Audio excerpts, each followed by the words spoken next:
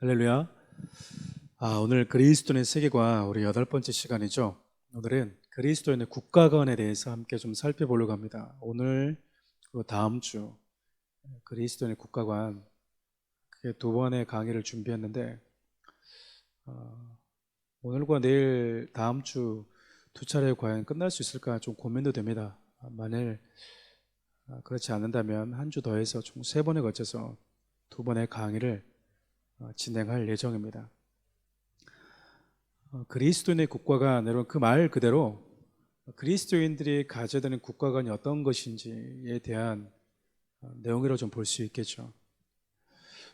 그리스도인들이 가져야 되는 국가관이 어떤 것인가 우리 한번 좀 말씀을 좀 살펴보면 좋겠습니다. 우리 시편인데요. 함께 읽어볼까요? 나라는 여호와의 것이요 여호와는 모든 나라의 주제이심이로다. 나라는 여호와의 것이다. 그리고 여호와는 모든 나라의 주제이십니다. 그러니까 모든 나라가 하나님께 속했다라는 거고요. 모든 나라의 통치자가, 주권자가 하나님이라는 거죠. 여러분, 우리가 예수 그리스도를 믿고 하나님의 사람이 되었다, 그리스도의 신부가 되었다, 하나님의 자녀가 되었다라는 것은 뭐냐면 우리가 예수 그리스도의 생명으로 말미암아 새로운 피조물이 되었다라는 의미예요. 그러니까 여러분, 우리가 그리스도인들의 국가관, 대한민국의 국가관이 아니고요, 아메리칸의 국가관이 아니라 그리스도인들의 국가관이라는 거예요. 과연 예수를 믿고 그분의 자녀가 된 자들, 그분의 백성된 자들은 어떤 나라의 국가관을 가져야 되고 어떤 나라를 추구해야 되는가, 이게 오늘 함께 나누게 될 내용의 주제예요. 왜냐하면 성경은 예수 믿는 자들을 이렇게 소개하고 있어요. 우리 베드로전서 2장 9절 함께 볼까요? 그러나 너희는 택하신 족속의 왕같은 제사장들이요 거룩한 나라요 그의 소유된 백성이니 이는 너희를 어두운 데서 불러내어 그의 기이한 빛에 들어가게 하시니 아름다운 덕을 선포하게 하려 하십니다.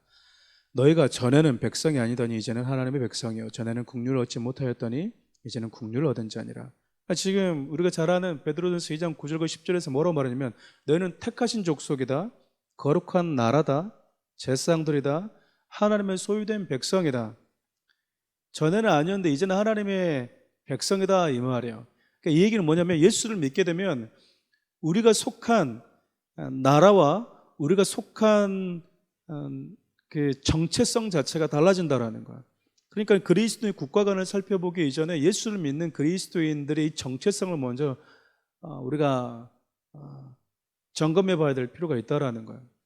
나의 정체성이 뭔가라고 했을 때 육신적으로는 대한민국 국민이지만 예수를 믿고 난 이후에는 대한민국 국민이면서 동시에 우리는 하나님의 나라의 백성이라는 거야.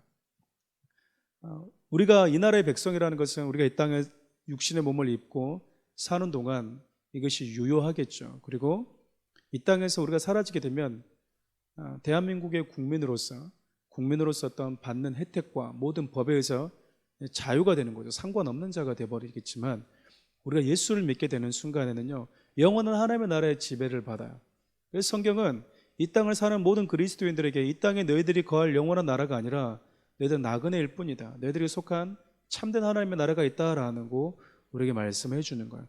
단지 하나님은 우리가 각각 어느 나라에 속해 있든지 그 그리스도인들이 각자 자신이 속해 있는 나라에서 한 그 나라에 속한 백성으로서 한 나라의 법을 지키고 어떻게 그 법에 대한 권위를 가지고 살아가야 되는지 하나님이 직간접적으로 우리로 하여금 보고 배우도록 하고 있다라는 겁니다.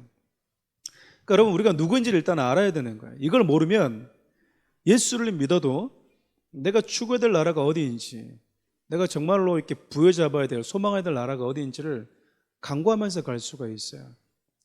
이걸 모르다 보니까 성도들 가운데 교회 안에서 다투는 일들이 많이 있다라는 겁니다. 첫 번째, 여러분, 그리스도인의 국가관에 대해서 설명하기 이전에 내가 누구인가, 그리스도인으로서의 정체성, 나는 하나님의 백성이 되었구나. 전에는 아니었는데 이제는 예수 그리스도를 통해서 하나님의 자녀가 되고 그분의 백성이 되고 그분의 나라의 하나님의 사람이 됐구나. 나는 이 정체성을 분명히 알아야만이 내가 속한 나라와 내가 추구해야 될 나라가 어디인지를 비로소 알게 된다는 거야. 두 번째로, 그러면 우리 정체성을 이제 알았으니까 그리스도는 이런 존재구나라는 걸 알았으니까 두 번째는 그러면 그리스도인들이 지향하는 나라는 어디냐, 그 말이에요. 빌립보서 3장 20절 함께 볼까요? 그러나 우리 시민권은 하늘에 있는지라 거기로부터 구원하는 자 곧 주 예수 그리스도를 기다리노니. 바울이 이렇게 얘기합니다. 그가 로마 시민권을 가지고 있었음에도 불구하고 그가 로마 교회에 있는 성도들에게 뭐라고 얘기하냐면 우리 시민권은 이 땅이 아니라 하늘에 있다라고 이야기를 해요. 그러니까 이런 얘기들이 우리에게 어떤 의미를 주냐면 그리스도인이 추구해야 될 나라, 그리스도인이 추구하고 지향해야 되는 나라는 하나님의 나라라는 거예요.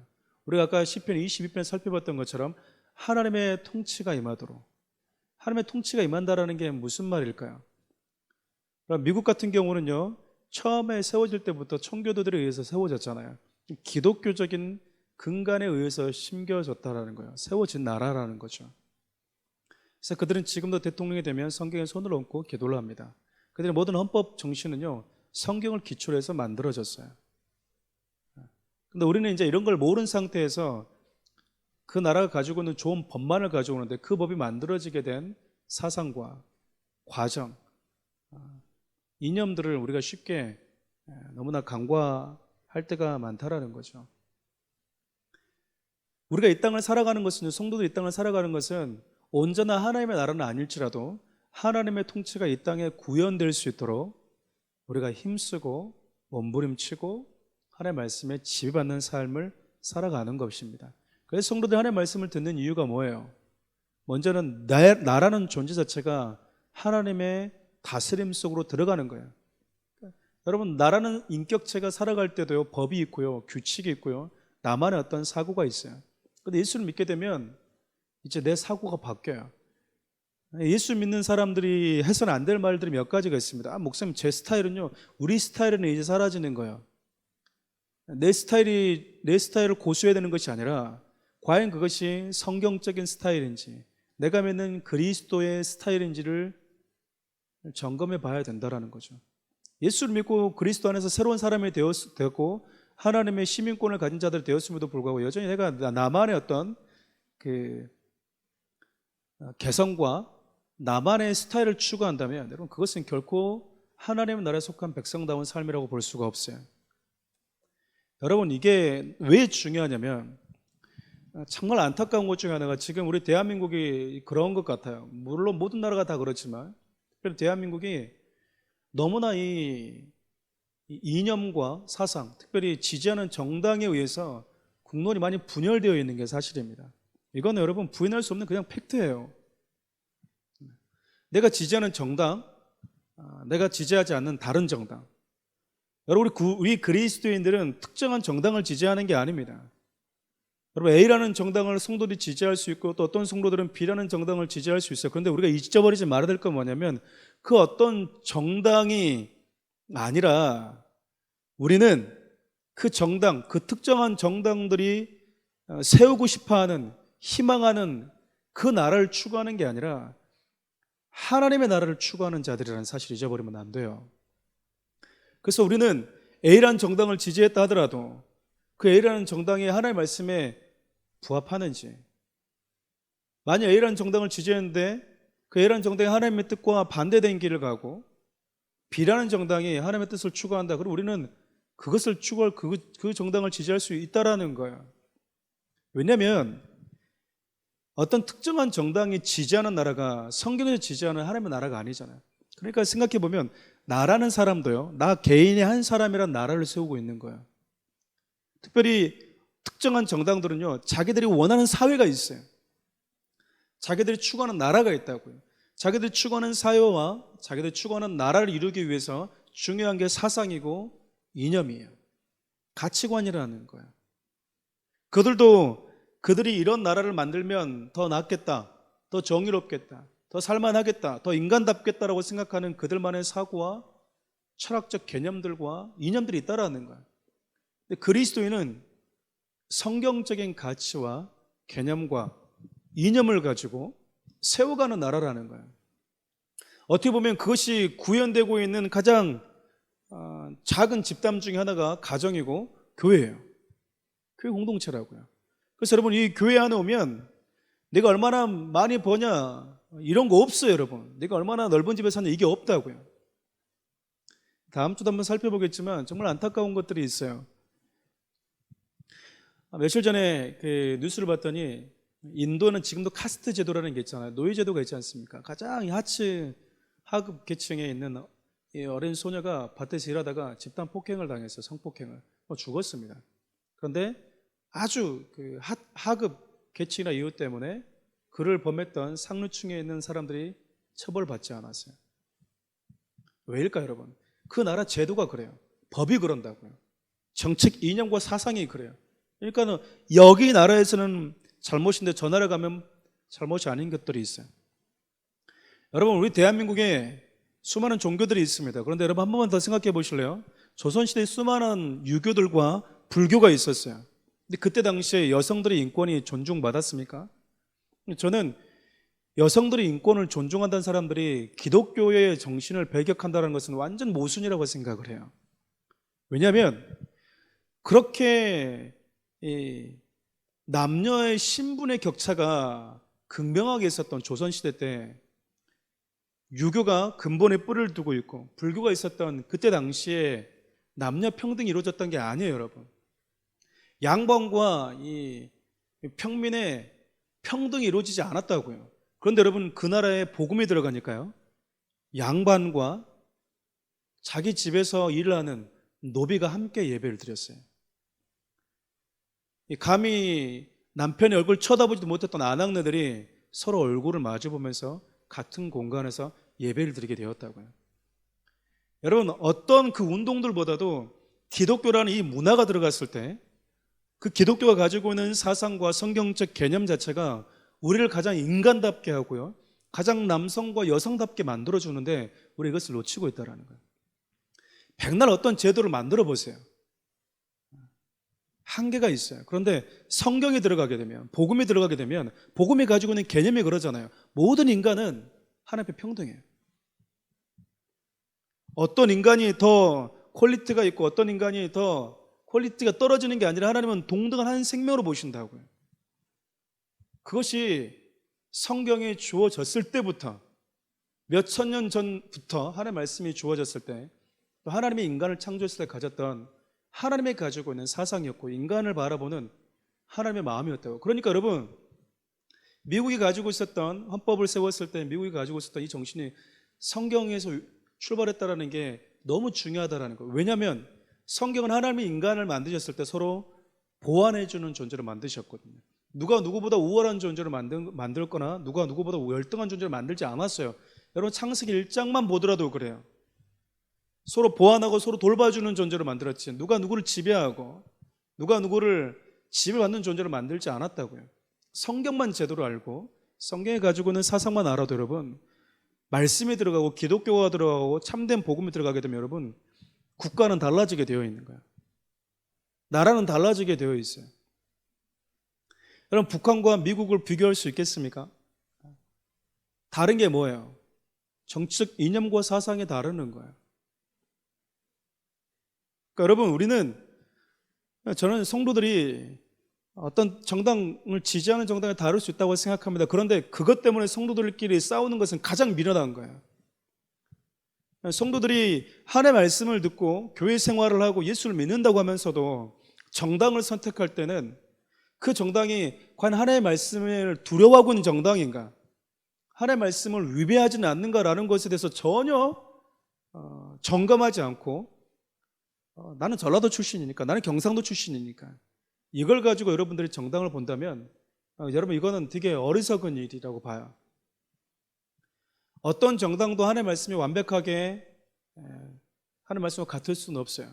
그러나 적어도 어느 정당이 하나님의 말씀을 거스르고 있는지 우리는 그것 정도는 분별할 수 있는 성도들이 돼야 된다는 겁니다. 그래서 이건 하나님이 기뻐하는 법이 아닌데, 이거는 성경과 하나님의 말씀과 반대되는, 하나님의 말씀을 대적하는 법인데 왜 이 정당이 이것을 지지하지? 그러면 여러분, 우리는 거기에 대해서 거부해야 되는 거예요. 거부해야 된다고요. 근데 우리가 그렇게 하지 않아요. 왜죠? 내가 지지하는 정당이야 그냥. 여러분, 어느 정당이나 그들이 추구하는 것이, 그들이 가지고 있는 이념과 사상이 다를 뿐이지 그들 궁극적 추구하는 건 똑같아요. 국민들의 행복이거든요. 이렇게 해야지 더 행복하다, 아니다 이렇게 해야지 더 행복하다, 생각은 다를 수 있어요. 그러니까 사람들이 틀리는 거죠. A 정당이 가는 대로 해야지 더 살만할 것 같아. B라는 정당대로 해야지 더 살만하지. 이건 다를 수 있다고 생각해요, 저는. 그래서 정치와 정책은 다르다고 생각해요. 그리고 추구하는 정책은 사람마다 다를 수 있다고 생각하나 그 정책 가운데 하나의 말씀을 대적하는 정책이 있을 때는 성도들이 분별해야 되는데 우리는 여기 복지 하나 해주겠습니다 그러면 그 복지를 해주겠다고 하는 그 정당이 차별금지법 하겠습니다, 밀어주십시오. 그러면 차별금지법이 뭔지 대한 관심도 없어요.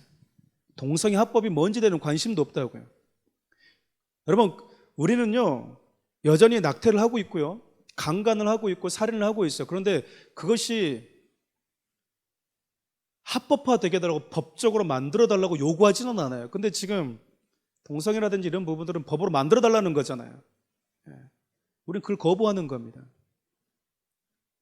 여러분, 우리는 어떤 특정한 정당의 마음을 다 뺏기는 게 아니라 그 정당이 그것을 추구해가는 어떤 정치적 이념과 사상과 철학이 과연 성경과 부합하는지, 하나님의 말씀과 대적하는 것은 없는지. 왜일까요?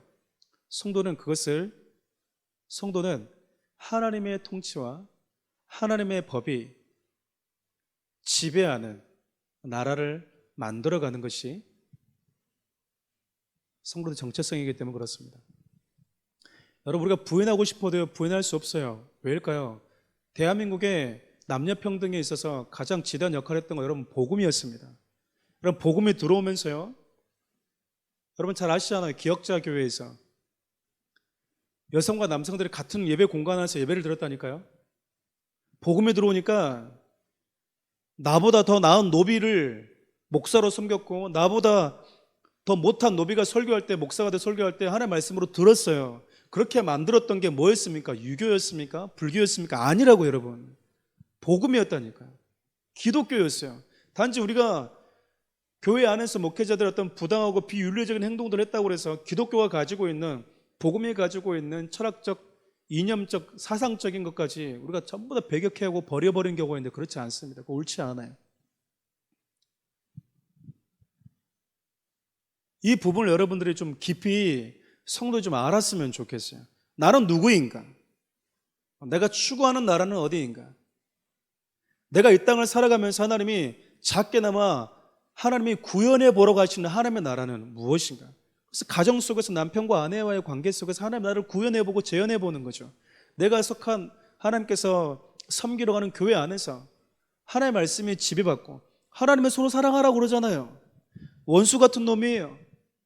나하고 타는 차가 사이즈가 달라요.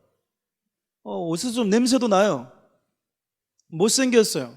내 스타일이 아니에요. 그런데 하나님의 통치가 임하잖아요. 하나님의 말씀이 임하잖아요. 원수도 사랑하고 그 영혼도 끌어안고 기도하기를 원하신다. 그 마음이, 그 말씀이 임하고 그 말씀에 지배받는 성도라면 그 말씀 때문에 옆 사람에게 냄새 나도록 가서 손 잡아주는 거고, 나보다 가난해도 내가 섬길 수 있는 자가 되는 겁니다. 그게 교회라고요. 교회는 그렇게 작게나마 하나님의 나라를 배워가고 구현해가는 공동체라는 거예요. 그런데 지금 교회에서 공동체 예배를 없애려고 하잖아요.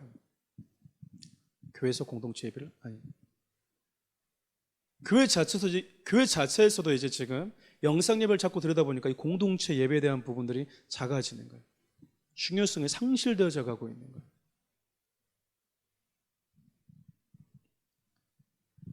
여러분, 이번에도 추석에 내려가지 말라고 그랬잖아요.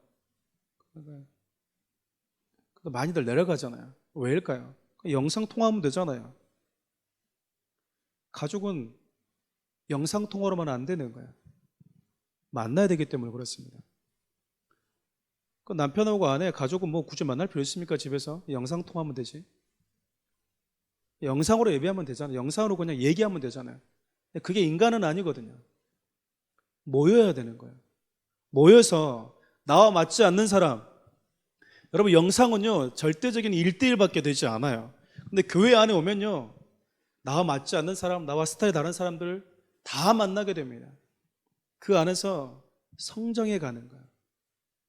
나와 맞지 않는 사람을 내가 웃으면서 얼굴을 바라봐주고, 나와 스타일이 다르지만 하나님이 그 영혼을 살아간다는 그 이유 하나 때문에 그 영혼을 끌어안아 보려고 하는 그런 몸부림이 모여서 공동체 안에서 이루어지는 거예요. 절대 혼자서는 사랑을 할 수가 없어요. 사랑을 배울 수도 없는 거야. 코로나라는 전염병이라는 특수성이 있긴 하지만 여러분들이 이 부분을 반드시 지켜야 됩니다. 왜냐하면 성도들은 나의 정체성과 더불어서 성도들이 지향하는 하나님의 나라가 무엇인지와 더불어서 성도라는 존재가 그리스도 안에서 한 가족이라는 것을, 이 개념을 알고 있어야 되기 때문에 그래요. 예수님께서 가족이 어떤 존재인지, 가족 공동체에 대한 새로운 이 개념을 정리시켜 주잖아요. 마태복음 12장 49절 50절 한번 읽어볼까요? 손을 내밀어 제자들을 가르쳐 이르시되 나의 어머니와 나의 동생들을 보라. 누구든지 하늘에 계신 내 아버지의 뜻대로 하는 자가 내 형제여 자매여 어머니니라 하시더라.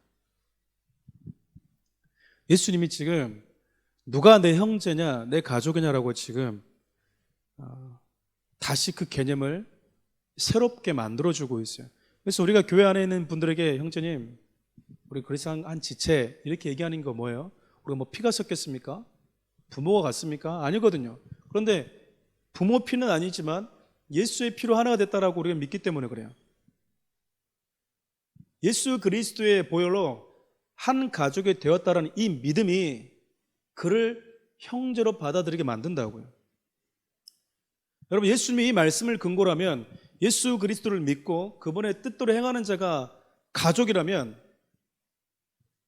나라가 다르고 인종이 다르더라도 성별이 다르더라도 그가 예수를 믿고 하나님의 뜻을 자신의 삶의 법으로 여기며 사는 자들은 다 한 형제인 거예요.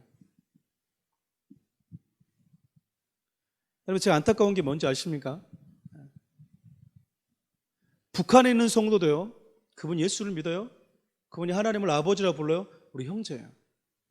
일본에 있는 사람도 그가 예수를 믿어요? 그가 하나님을 아버지라 불러요? 한 형제예요. 그가 중국인이에요? 미국인이에요? 예수를 믿어요? 하나님을 아버지라 불러요? 같은 형제라고요. 성도들이 얼마나 분별력이 사라지고 있냐면, 예전에는, 지금도 그래요. 여러분, 일본하고 축구하면 무조건 이겨야 돼요. 다리에 몽둥이가 부러져도 이겨야 됩니다.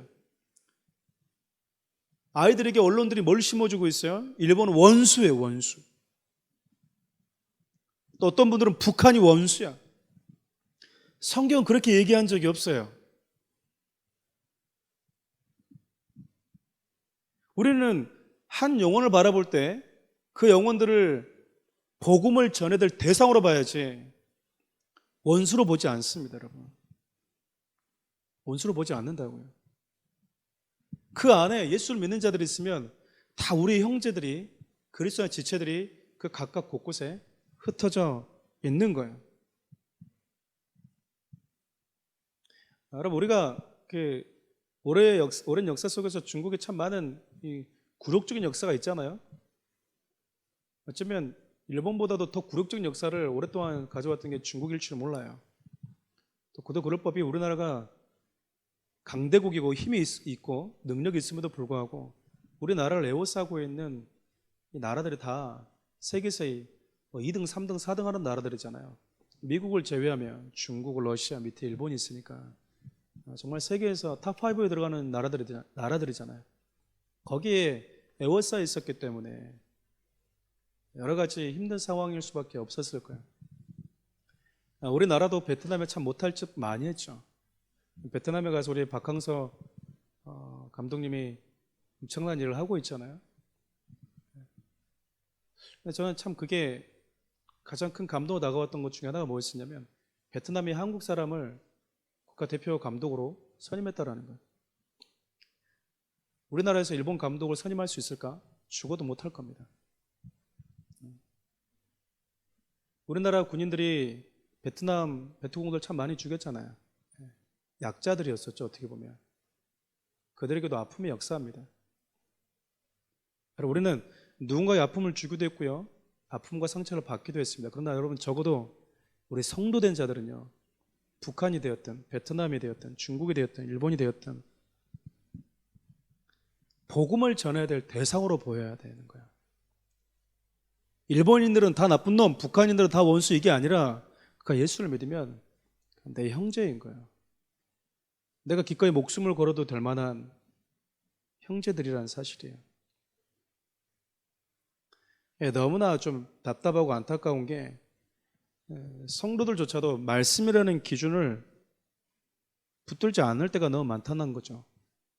뉴스를 볼 때, 드라마를 볼 때, 영화를 볼 때 말씀이라는 이 기준을 그냥 놔버려요. 교회 올 때 목사님한테 설교를 들을 때만 그냥 필요한 것 정도만 생각하지, 이걸 내가 진짜로 붙들어야 되는 하나님의 말씀이라는 이 기준을 가지고 저건 잘못됐는데, 저건 좀 왜곡되게 만들었는데, 저건 성경의 중심으로 봤을 때 성경적이지 않은데, 이렇게 분별하지를 못한다라는 거야.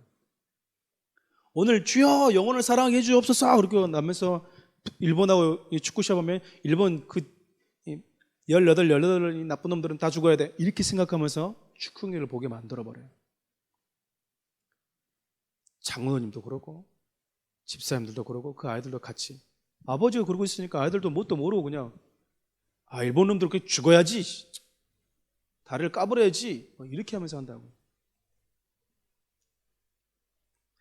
얼마나 우리 저를 비롯해서 이 땅에는 교회 성도들이 얼마나 미숙한지 몰라요. 이런 부분에 있어서 그냥 설교만 들어왔었지, 내가 이 땅을 살아가면서 진정 추구해야 될 하나님의 나라가 어떤 것인지, 과연 대한민국에 속해 있지만 하나님은 세계에 있는 여러 지체들과 여러 국민들과 여러 나라의 민족들을 바라보면서 어떤 마음을 갖기를 원하시는지, 내가 왜 이 공동체 안에 생활을 해야 되는지, 이 공동체 안에서 하나님은 뭘 경험하기 원하시는지 전혀 모르는 상태에서 교회만 왔다 갔다 하는 거예요. 그러니까 제가 서두에 기도할 때도 그랬지만 문제를 해결받기 위해서 온다고요. 문제를 해결하는 과정 속에서 하나님이 어떤 분인지를 만나는 건 관심이 없어요. 그냥 하나님이 내 문제를 해결해 주면 하면 되는 거예요. 그러면 그냥 끝나는 거예요. 그러면 하나님은 나이스하는 분인 거야. 문제를 해결하는 과정 속에서 때는 문제가 더디 해결되어가는 과정 속에서 그분이 어떤 분이신지를 철저하게 경험해가는 그 기쁨을 성도들이 누리지 못할 때가 얼마나 많은지 몰라요. 오늘 제가 아침에 함께 큐티를 나누면서 예레미야 44장에 나와 있는 본문을 가지고 말씀을 전했는데, 때로는 성도들에게 제가 기도하지 말라고 이야기할 때가 있어요. 그 이유가 있습니다. 왜냐하면 이미 마음속에 내가 어떤 바램과 내가 원하는 결정을 이미 하고 하나님께 기도하는 경우가 있어요. 그러니까 나는 이미 이걸 하고 싶고, 내가 하고 싶은 거, 내가 가고 싶은 곳이 이미 결정되어 있어. 그 하나님 그걸 지지해 주기를 바라는 마음으로 기도하는 거예요.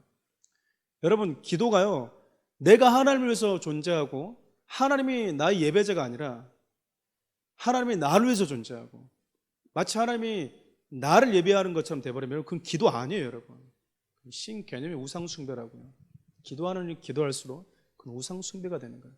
기도하면 기도할수록 영적 성장이 일어나는 게 아니라 교만해지는 거예요. 그게 건강한 기도가 아닌 거예요. 왜요? 왜죠? 기도는 어디 갈지를 몰라서 하나님 어디로 가야 됩니까? 물어보는 거고, 하나님 어떤 결정을 해야 됩니까? 아무것도 모르는 상태에서 결정을 하나님께 물어보고, 그게 기도잖아요. 그런데 우리는 대부분 내가 하고 싶은 거, 내가 가고 싶은 거 다 해놨어. 하나님 지지해주고 사인해달라는 거예요. 그런 기도에 사로잡혀 살아왔고, 문제 있으면 문제만 해결받는 것이 내 삶의 이유와 목적이다 보니까 하나님의 나라의 구현 관심도 없어요. 하나님의 나라를 어떻게 세워가야 되는지. 저는 성도들이 코로나 때문에 영상 예배 들을 수 있다고 생각합니다. 그런데 영상 예배를 드리더라도 공동체 예배에 대한 소중함을 여전히 가지고 영상 예배를 드려야 되는데, 영상 예배를 드리면서 공동체에 모이는 예배를 소홀히 하고 있다는 것은 그만큼 공동체를 통해서 하나님이 우리 가운데 알려주고 싶었던 가치가 무엇인지 모르고 지금껏 공동체 예배를 드렸다는 거예요. 어쩔 수 없는 현실이에요, 그거는.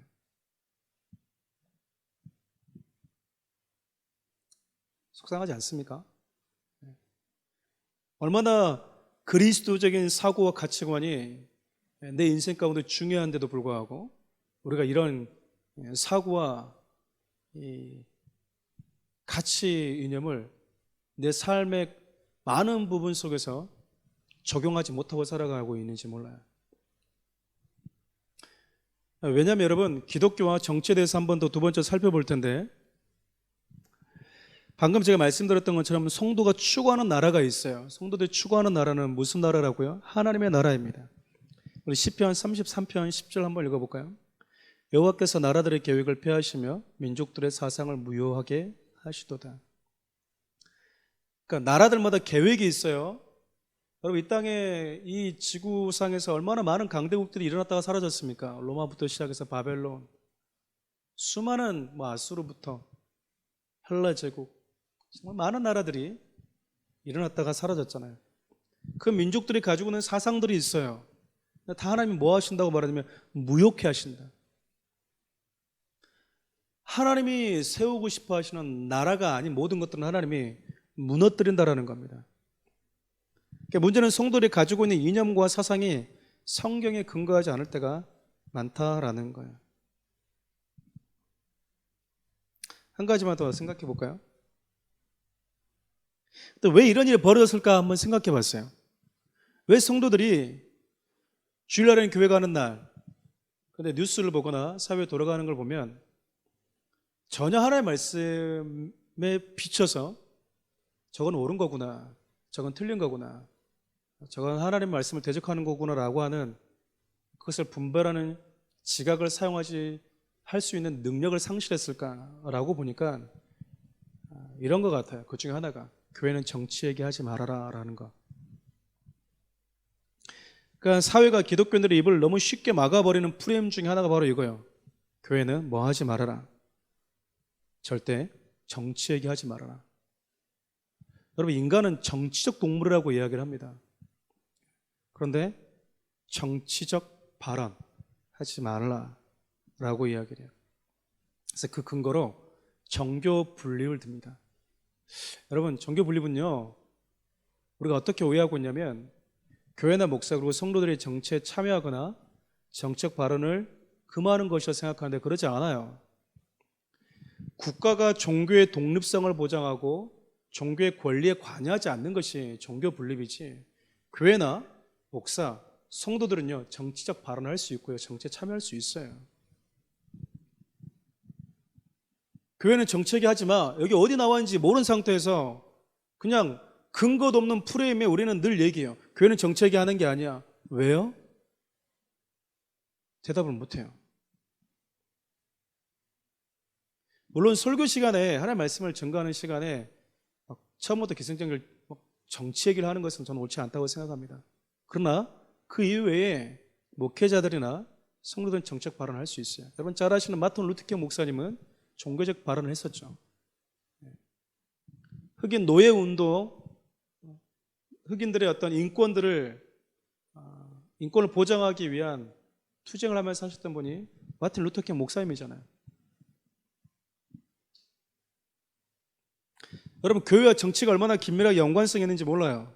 왜냐하면 어떤 정치적 이념을 가진 자들이 사회를 지배하느냐에 따라서 이 땅에 교회의 존재 여부가 결정되기 때문에 그래요. 한 가지 여러분 예를 들어볼까요? 로마 제국 시대, 다시 말하면 황제가 절대적 군주로 지배하고 있던 시절에 그 땅의 교회는 여러분 존재 자체가 힘들었어요. 왜일까요?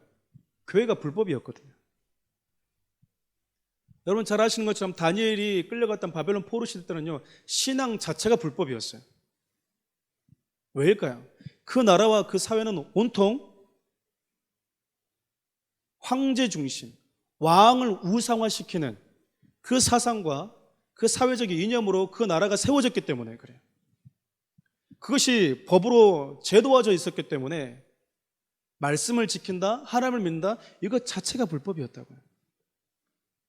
그러니까 어떤 정치적 이념과 어떤 정치적 색깔과 어떤 정치적 개념을 가지고 그 사회를 유지하냐에 따라서 교회가 받는 영향이 거의 절대적이라는 이야기입니다.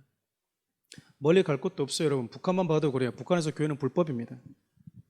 여러분 북한에 있는 교회는 엄밀히 말하면 북한이랑 공산주의 정치 사상에 반기를 드는 행위가 똑같아요. 그렇지 않습니까? 북한에서 예배드린다 그러면 여러분 북한이란 나라에서 사는 성도들은 다 불법이에요. 왜냐하면 북한에서는 교회를 법으로 제한하고 있기 때문에 그래요. 근데 여러분, 남한에 있는 성도들이 왜 계속 북한에 있는 성도들을 후원할까요? 우리들이 추구하는 나라가 있기 때문에 그래요. 우리가 이렇게 하는 것은 죄가 아니잖아요. 불법이 아니잖아요. 근데 북한에서 봤을 때는 불법이라니까요. 저와 여러분들이 하는 행위는요, 북한에게는 불법이고 북한의 심기를 건드리는 행위예요. 반사회주의적인 행동이라고요. 그 사회주의를 혼란스럽게 만드는 행동이에요. 후원하는 것 자체가. 성경책을 들여보내는 자체가 그런다고요. 그러면서 성도들이 이렇게 하는 이유는 성도들에서 가장 중요한 가치가 복음이고 하나님의 나라고 교회이기 때문에 그래요. 여러분, 일곱 교회, 하나님께서 요한계시록 보면 일곱 교회가 등장하잖아요. 예수님께서 일곱 교회에 하신 말씀들 다 봐보세요. 로마 제국에 다 반기를 드는 행동들이었다고요. 당시 사회가 추구하는 정책과 사상, 이념에 반기를 드는 행위를 예수님이 교회들에게 요구하셨다니까요.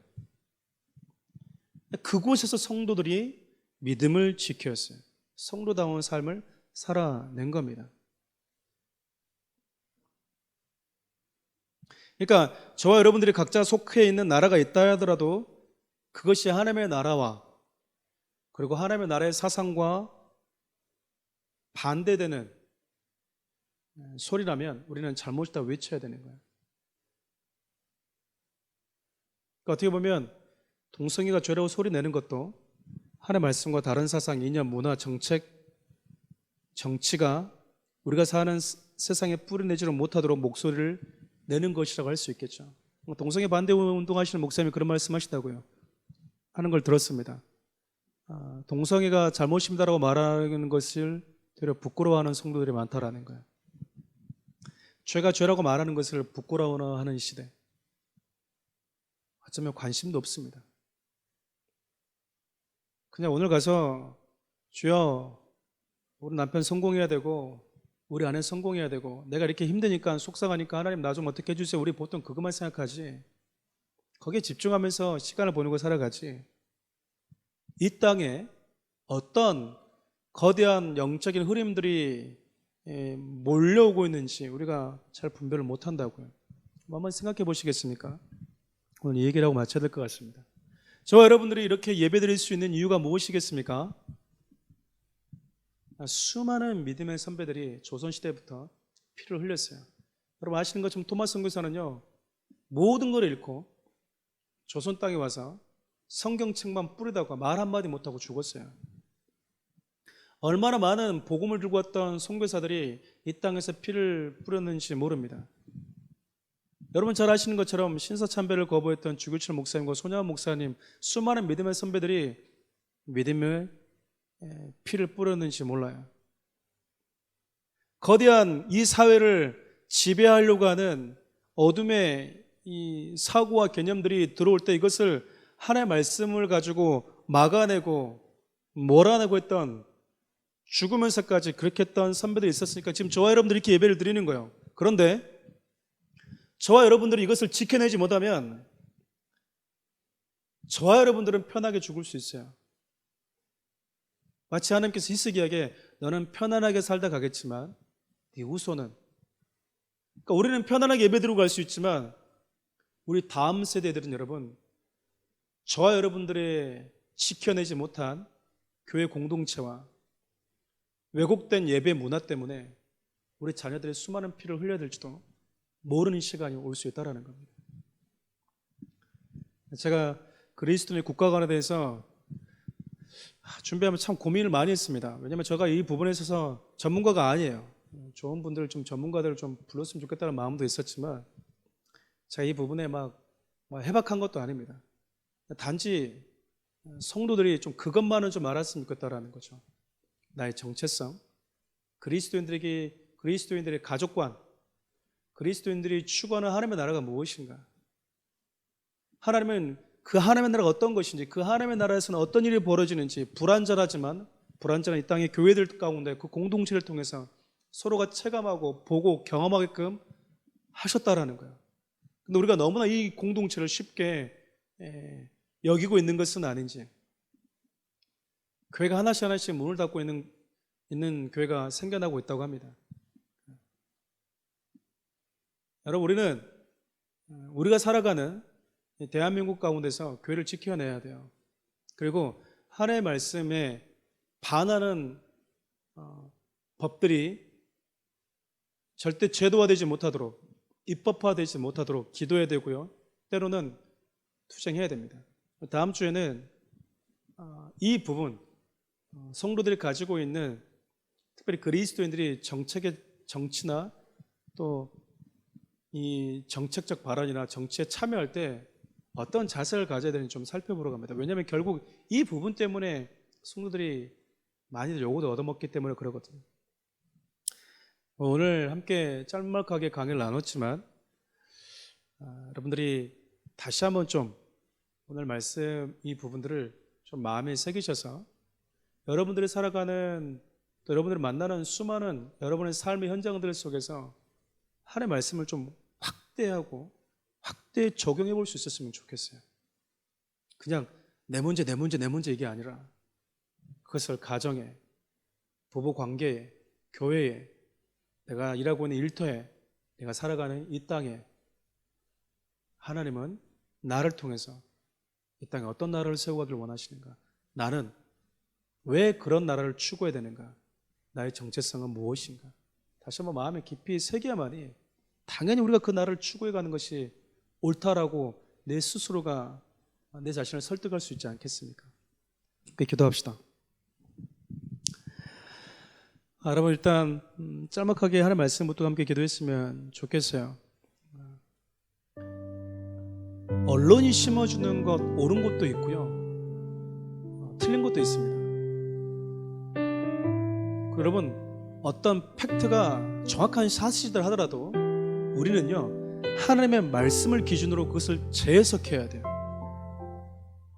이 사람이 죄를 지은 게 맞아요. 그런데 세상은 팩트를 말해줍니다. 이 사람이 죄를 지었다고. 그런데 성경은 죄를 지은 사람은 성도들은 어떻게 바라봐야 되는가, 이걸 가지고 그 사람을 바라봐야 돼요. 그렇지 않으면 우리는 언론이, 뉴스가 전해주는 그 말에 우리의 마음과 생각 다 빼앗겨서 같이 돌을 드는, 죄인이 죄를 향해서 돌을 드는 사람이 되어버릴 수 있어요. 성경 어디에 일본을 미워하라고 되어 있습니까? 성경 어디에 북한을 미워하라고 되어 있습니까? 다 우리가 복음을 전해야 될, 하나님 보셨을 때는 요나에게 니느웨 가서 생명을 살리려고 하셨던 하나님은 당신의 백성으로 살아내야 될 영혼으로 보여요. 우리들 그렇게 보여야 됩니다. 그것이 바로 하나님의 나라를 구현하는 성도들의 모습이기 때문에 그렇습니다. 그리고 좀 우리 마음 가운데 좀 흐트러져 있던 것들이 다시 좀 재정립될 수 있도록 기도합시다.